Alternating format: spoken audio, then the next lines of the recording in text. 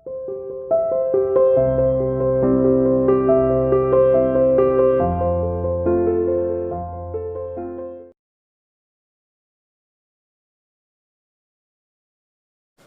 7th class students, this is your English teacher and I welcome you to your online classes.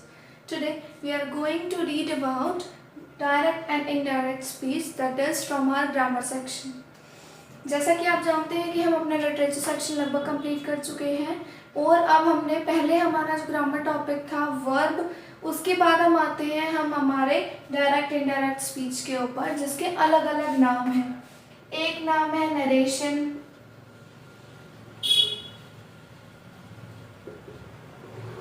दूसरा नाम है reported speech,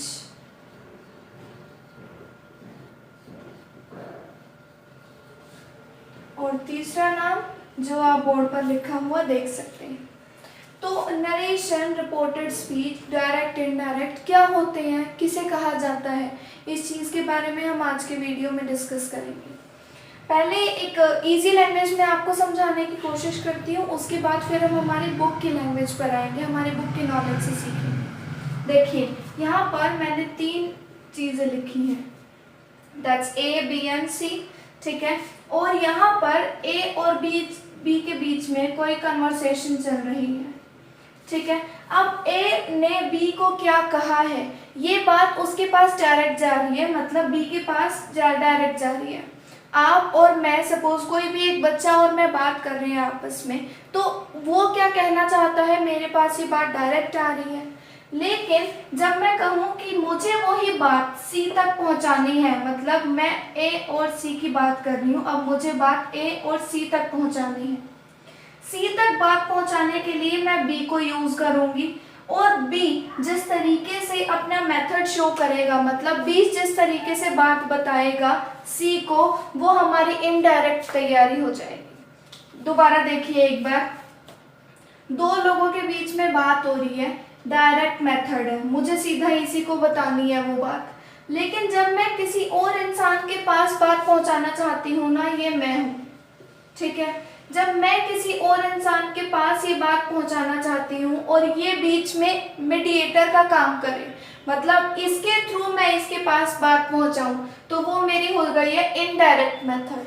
और indirect method का मतलब है कि मैंने अपनी बात इस तक पहुंचाने के लिए किसी और पर्सन को, मतलब किसी थर्ड पर्सन को यूज़ किया है। तो ये जो पर्सन है जिस तरीके से बात इसको बताएगा, या जब तक मेरी बात आगे जाएगी तब तक उसका टेंस चेंज हो जाएगा। मैं अगर कहती हूँ कि मैं जा रही हूँ, तो वो हो जाएगा मैं जा रही थी। मुझे क्या पता इसने ये बात इसे कितनी देर में पहुँचाई है, साथ के साथ पास करी है या बहुत टाइम लिया है पहुँचाने में। तो जब भी मेरा कोई ऐसा सेंटेंस होगा ना, जब मुझे लगता है कि ये काम मैंने अभी किया है, तो उस टाइम पर मैं अपने इस काम को पास्ट में लेकर जाऊंगी। वो चीज़ें पास्ट में कभी नहीं बदलती हैं जो बहुत पहले हो चुकी थी। मतलब जैसे इंडिया को कब फ्रीडम मिली थी, सन की रोटेशन और रिवॉल्यूशन, और जो स्टार्स हैं उनकी मूवमेंट, या फिर प्लैनेट्स की मूवमेंट, तो इन सारी चीज़ों की जो बारे में बात करते हैं ना हम, चाहे वो सोलार के बारे में हो, सोलर सिस्टम के बारे में हो, चाहे वो नेचर से रिलेटेड हो। जैसे अब मैं बोलूँ कि things we stand on earth because of gravity, तो हम हमेशा ही ये करेंगे, ये that is called universal truth. Universal truth वो चीज़ें होती हैं जो कभी किसी की भी टाइम में बदली नहीं जा सकती, किसी की भी वजह से उन्हें चेंज नहीं किया जा सकता। तो अब फिलहाल हम चलते हैं हमारे डायरेक्ट और इनडायरेक्ट स्पीच की डेफिनेशन के ऊपर, और उसके बाद फिर हम उसके बारे में और ज़्यादा स्टडी करेंगे। सो स्टूडेंट्स, यहाँ पर मैंने बोर्ड पर 2 सेंटेंसेस लिख रखे हैं। एक सेंटेंस है डायरेक्ट, एक सेंटेंस है indirect, that is D direct, I D indirect. यहाँ पर जो डायरेक्ट सेंटेंस है वो है रिया रोहन सेड। अब मैं ये बात रिया से कह रही हूँ कि रिया, रोहन ने कहा कि मैं तुम्हारी हेल्प नहीं करूँगा, मतलब रोहन ने ये बात मुझसे कही कि वो मेरी हेल्प नहीं करेगा। समझ आया? यही बात जब इनडायरेक्ट वे में मुझे उसे बतानी है, क्योंकि बात तो रोहन ने मुझसे कही है, तो जब ये बात इनडायरेक्ट आ जाएगी तो मैं लिखूंगी कि रोहन ने मुझे बताया, कहा नहीं मुझे बताया, ये सेंटेंस उसने बोला। क्या कहा? कि वो मेरी मदद मदद नहीं करेगा। अब यहाँ पर जो चीजें बदली हैं वो क्या, एक तो यू मी में चेंज हो गया क्योंकि जिससे बात कही जा रही है उस पर्सन को मेंशन करना जरूरी है, और हमारा टेंस चेंज हो गया, विल का वुड हो गया। सैड, उसने ये बात जिससे कही थी, मतलब अगर उसने ये बात मुझसे कही थी तो मैं उसे ले आऊंगी टोल्ड मी के अंदर। यहाँ पर मैं सैड ना लिखकर सैड टू मी भी कर सकती हूँ। ठीक है, चलिए ऐसा कर लेते हैं फॉर योर कन्वीनियंस। तो यहाँ पर Riya, Rohan said to me I will not help you. अब यहाँ रिया, रोहन टोल्ड मी, क्योंकि ये बात, ये सेंटेंस उसने मुझसे कहा है, ये सेंटेंस सिंपल है, इसलिए मैंने यहाँ पर दैट लगाया है। क्या क्या चीजें अब हमें डायरेक्ट इनडायरेक्ट स्पीच में ध्यान देने की जरूरत है, एक बार हम उन पर देखते हैं कि जब सेंटेंस डायरेक्ट से इनडायरेक्ट में चेंज हो जाता है तो क्या क्या चीजें बदलती हैं, किस तरीके से चीजें बदलती हैं। नंबर 1, हमारा पर्सन चेंज हो जाता है, जैसे मैंने अभी यहाँ पर लिखा था हेल्प यू और वहां पर लिखा तो आ गया हेल्प मी। ठीक है, और दूसरी चीजें होती है तो वो होती है जो हमारा टेंस चेंज हो जाता है, सॉरी, जो दूसरी चीज होती है वो होती है हमारा टेंस चेंज हो जाता है, प्रेजेंट का पास्ट हो जाता है, सिंपल पास्ट का पास्ट परफेक्ट हो जाता है। वो जब आपको पीडीएफ मिलेगी उसमें सब कुछ अच्छे से लिखा हुआ मिलेगा। और टेंस के अलावा हमारी और क्या चीजें बदलती हैं, इसमें हमारा प्लेस या फिर टाइम भी चेंज हो जाता है। टाइम चेंज होने का मतलब है कि अभी का तभी हो जाता है। प्लेस चेंज होने का मतलब है यहाँ का वहाँ हो जाता है। तो ये चीजें हैं जो बदलती हैं। अब मैं जब पर्सन की मैं यहाँ पर बात कर रही हूँ, मैं सेंटेंस में कहीं पर लिखती हूँ, हमारा जो पर्सन है ना वो चेंज होता है हमारे सब्जेक्ट या ऑब्जेक्ट के हिसाब से। जैसे जो हमारा सब्जेक्ट है, Rohan said to me I call you, समझ आ गया। अब रोहन के लिए जो सब्जेक्ट है ना हमारा, वो हमारा फर्स्ट पर्सन है। रोहन ने किससे कही है ये बात, मुझसे, तो मेरा ऑब्जेक्ट और इस सेंटेंस का ऑब्जेक्ट सेम बदलेगा। इस सेंटेंस का सब्जेक्ट और इस वाले रिपोर्टेड स्पीच इसे कहते हैं, मतलब जो बात बोली जा रही है वो स्पीच है हमारी, तो रिपोर्टेड स्पीच, और जो ये बात बोल रहा है वो होते हैं रिपोर्टिंग वर्ब, मतलब बोलने वाला कौन है, that is called reporting verb. तो रोहन जो है वो बदल जाएगा, आई हमारा बदलेगा अब हमारे सब्जेक्ट के हिसाब से। तो हमारा जो सब्जेक्ट है वो है ही, बॉय के लिए यूज हो रहा है, इसीलिए जब मैं इसे चेंज करूंगी तो मैं लगाऊंगी दैट। रोहन मेरा बॉय है और बॉय के लिए मैं यहाँ यूज करूंगी ही। कॉल है, प्रेजेंट टेंस है, जब पास्ट टेंस हो जाएगा तो कॉल।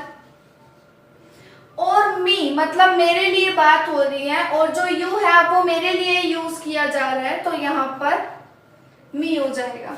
समझ आ गया। इसी तरीके से हम अपने सेंटेंसेस चेंज करते हैं, अलग अलग चीजें हम अपने सेंटेंस में यूज करते हैं जब हम उनको चेंज करते हैं तो। और आई थिंक आज के लिए अब मैं आपको सिर्फ अगर इतना ही बताऊं कि सेंटेंस किस तरीके के चेंज किए जाते हैं, इसके अंदर किस तरीके से बदले जाते हैं। तो सेंटेंस कितने तरीके के होते हैं आप सब जानते हैं। सेंटेंस हमारे सबसे पहला होता है अफर्मेटिव, अफर्मेटिव इज और पॉजिटिव सेंटेंस, और असर्टिव सेंटेंस जिन्हें हम सिंपल स्टेटमेंट भी कहते हैं। तो यहाँ पर हम अपना स्टेटमेंट लिख लेते हैं। अफर्मेटिव नेगेटिव दोनों स्टेटमेंट के अंदर आते हैं, to be noted it. Next है हमारा इंट्रोगेटिव,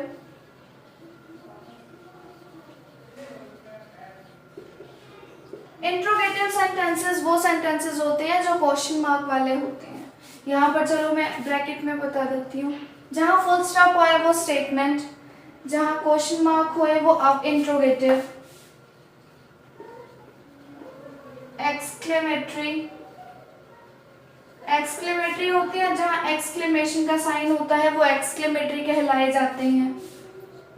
और फिर होते हैं हमारे ऑप्टेटिव। ऑप्टेटिव सेंटेंसेस वो सेंटेंसेस होते हैं जहां पर आप किसी को आशीर्वाद देते हैं। ये भी सेंटेंस एक्सक्लेमेशन के साथ होते हैं, पर ये काम करते हैं सिर्फ ब्लेसिंग के लिए या फिर कर्स के लिए। कर्स का मतलब होता है किसी को बुरा भला कहना। तो बुरा भला कहना हो, आशीर्वाद देना हो, ऐसे सेंटेंसेस ऑप्टेटिव सेंटेंस माने जाते हैं। जैसे may God bless you, may you live long. और एक्सक्लेमेटरी सेंटेंस जहाँ पर हम अपने इमोशंस को मीन्स यहाँ पर हम एक्सक्लेमेटरी के साथ अपनी फीलिंग्स बता देते हैं कि yes I won the match, oh shit I lost the match today. तो ओ शिट, यस, ये सारे जो वर्ड्स हैं जिनके बाद आप एक्सक्लेमेशन मार्क यूज करते हैं, these are called exclamatory sentences. Question mark आप जानते हैं इंट्रोगेशन जब भी लग जाता है इंट्रोगेटिव सेंटेंसेस के अंदर, तो व्हाई, व्हेन, हाउ, वेयर, ये जो क्वेश्चंस हैं ये इंट्रोगेटिव सेंटेंसेस होते हैं। और अफर्मेटिव सिंपल स्टेटमेंट, हम हमेशा सिंपल स्टेटमेंट ही ज़्यादातर यूज करते हैं। बाकी सेंटेंसेस या तो इंट्रोगेटिव होते हैं या सिंपल स्टेटमेंट होते हैं। तो कल की वीडियो में हम सबसे पहले हमारा स्टेटमेंट कंप्लीट करेंगे, उसके बाद इंट्रोगेटिव करेंगे और फिर बाकी की आगे आने वाले टाइम में हम एक्सक्लेमेटरी और ऑप्टेटिव को भी कंप्लीट करेंगे।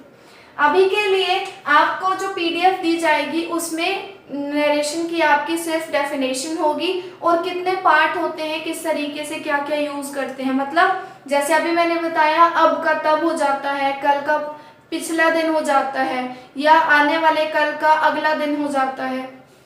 इसी तरीके से चेंज किया जाता है जो पीडीएफ में आपको मिल जाएगा।